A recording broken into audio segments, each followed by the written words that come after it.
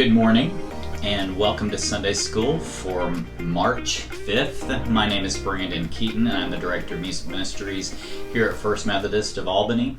And today we are going to be starting a new unit called Jesus Calls Us. And over the course of March we're going to be looking at how Jesus called people from the fringes of his society.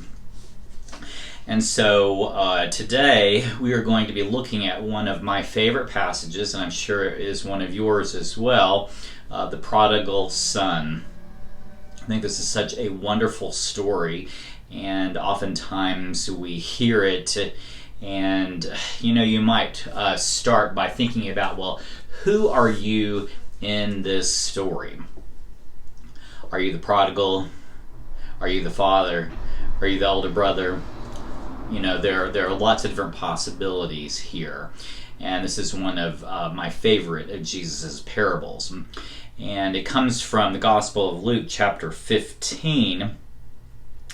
And in chapter 15 Jesus has been talking about a lot of lost things, and over the course of his time leading up to the end of his life in Jerusalem, he is heading there on this journey, and he teaches a lot of the things that we find in Matthew and Mark that are interspersed throughout, we find in Luke all together. And so it's like he is taking this final journey to Jerusalem and he's talking along the way, and I just see this as such a great way to demonstrate how Jesus ministered to people along the way. So he talks about all these different lost things. He talks about the lost sheep, he talks about the lost coin, and here we have the parable of the lost son, or the prodigal. Well, let's kind of jump right into it. This is such a familiar story, but every time I hear it, it seems new to me. And it says in verse 11, "There was a man who had 2 sons. The younger one said to his father, 'Father, give me my share of the estate.' So he divided his property between them." Oftentimes we hear this, and it sounds like basically what the prodigal son is saying is, "I wish you were dead, Dad, and I want all the money that's coming to me." Well, that is one way to read it, but I think that would be very odd for the time. Nobody would be that disrespectful. Although, it's not beyond Jesus to share with us a story that is outside of societal norms for his time. But I think that what he's getting at here is that he's not the oldest brother, and so he's not going to get everything. It's not like he's going to, like the father is going to break up everything that he has and sell off everything piece by piece, and that way he would give him money. No, I don't think it's that way. He wouldn't have gotten as much to begin with. The law tells us that the son that is the oldest is the one who will receive a double portion of the father's estate. A double portion. So you'll get twice as much as the rest.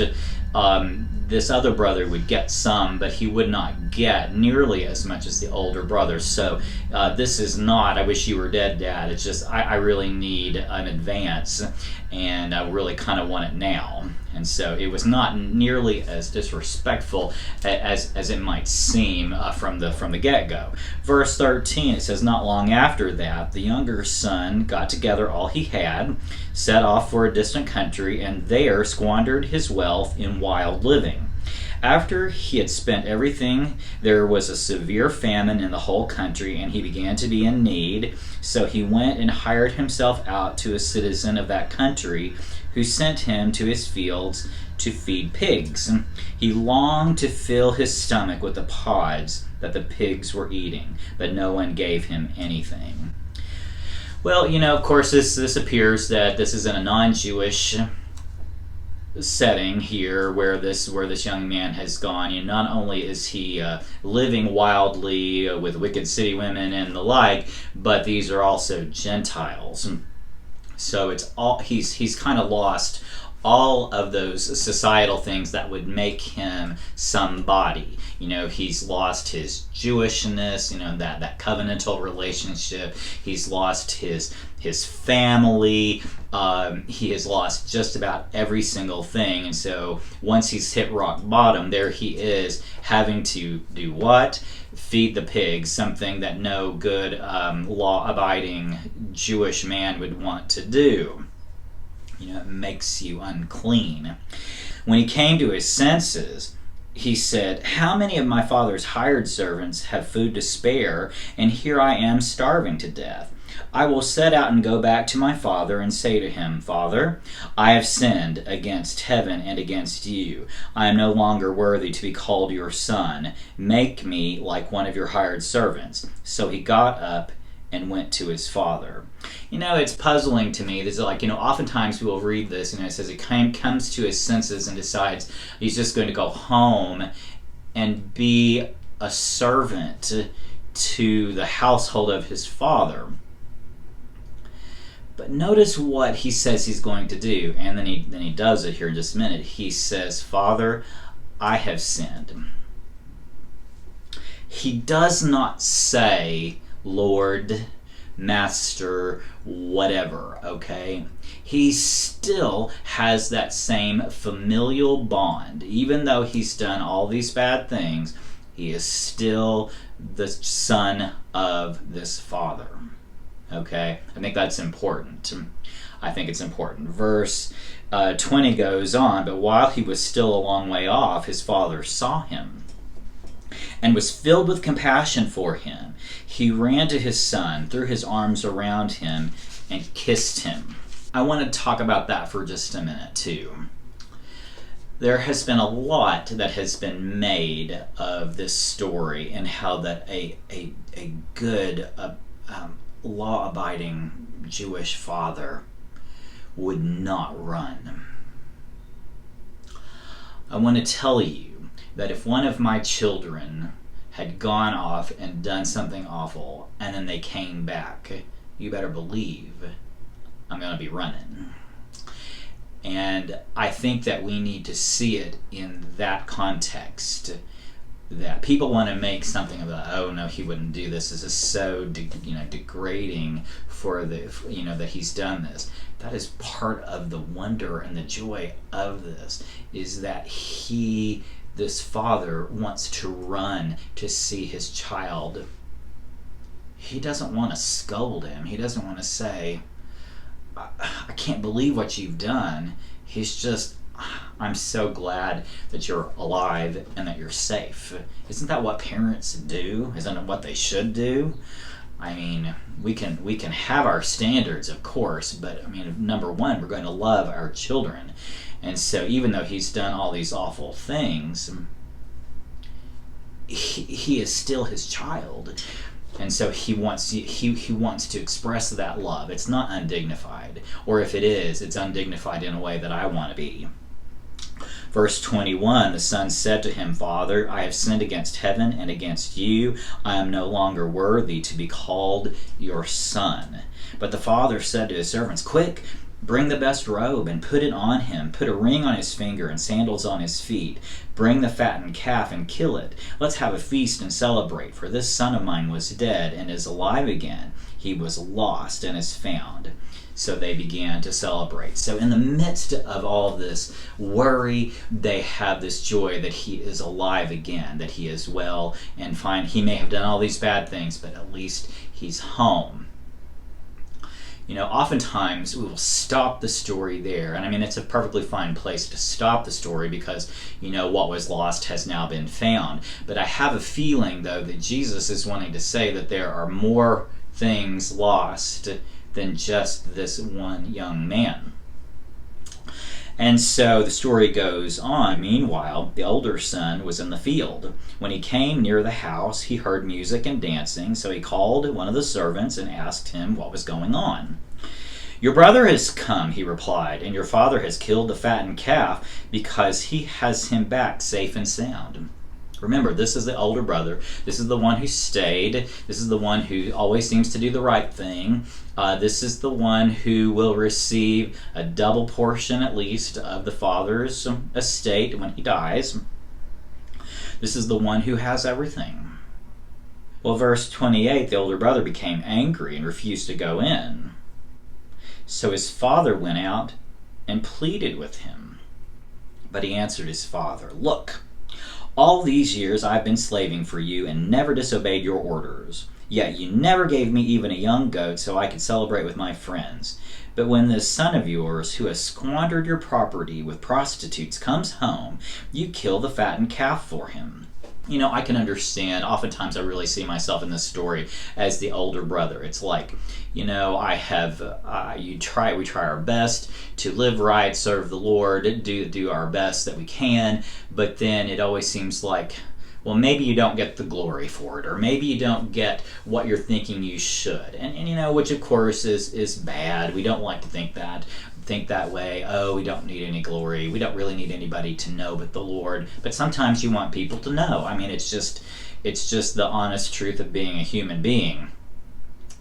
And so I think sometimes this older brother has, you know, he's done everything. He has everything that the father has, but it's like he doesn't believe he owns it. It's like he doesn't live in that knowledge that he belongs.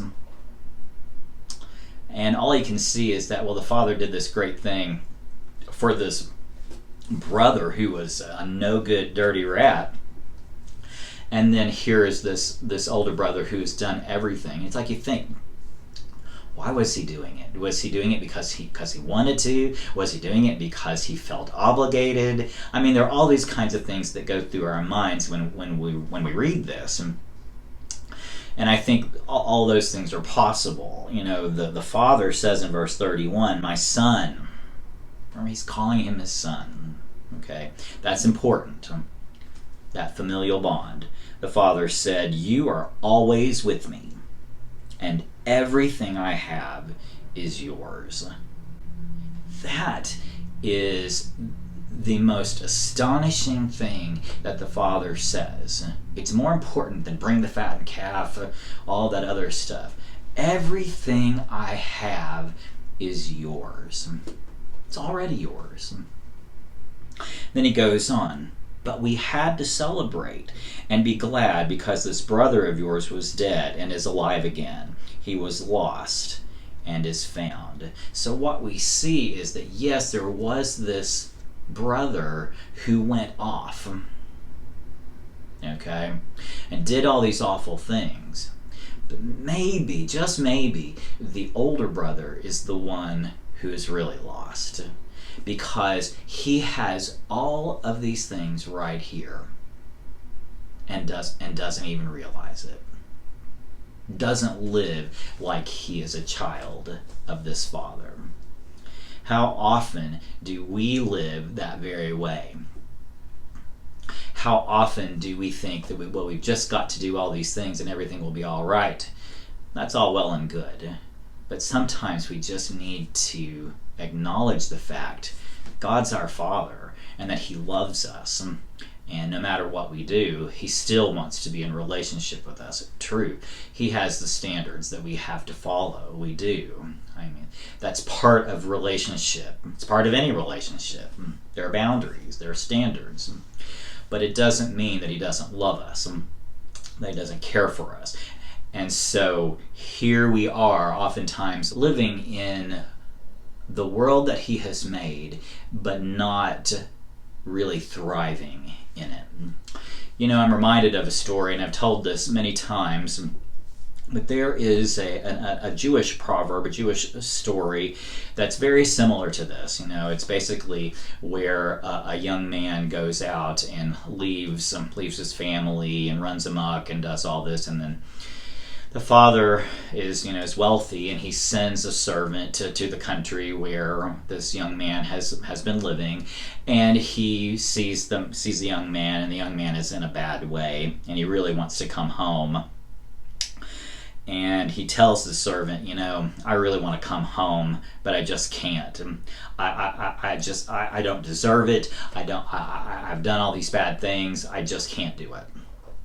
And so the servant goes home and he tells the father that he's seen his son. And the father tells the servant, you go back and you tell my son to come as far as he can, and I will come the rest of the way. Friends, we have a come the rest of the way kind of God. We have a God who we think that we are doing so much to get closer to him, but he is the one who is drawing us in. He is the one who, before we even knew it, he was drawing us close to him. He was preveniently at work in our lives to guide us to himself.